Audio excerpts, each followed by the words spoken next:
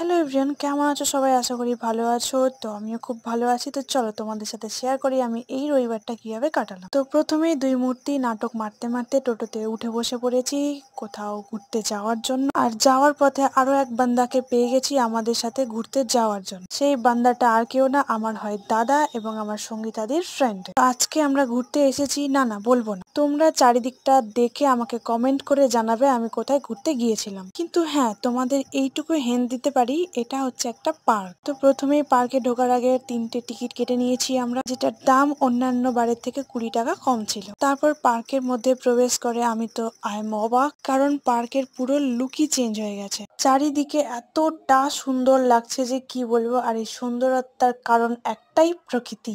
এই সুন্দর সুন্দর শীতের ফুলগুলো, বিভিন্ন ধরনের গাছগুলো কি সুন্দর চারিদিকটা সাজিয়ে গুছিয়ে রেখেছে। এটা নিয়ে আমার 3বার আসা হলো, আর সব থেকে ভালো লেগেছে আমার এইবার। সেখানে গিয়ে কিছু ফটো ক্লিক করেছি। তোমাদের কোনটা ভালো লাগছে অবশ্যই কমেন্ট করে জানিও। আর তোমরাও চাইলে মালদা বেলাশেষ পার্ক ঘুরতে আসতে পারো, খুব ভালো লাগবে। এই পার্টির নতুন নতুন শর্টস আসছে, নেক্সট পার্ট দেখার জন্য চ্যানেলকে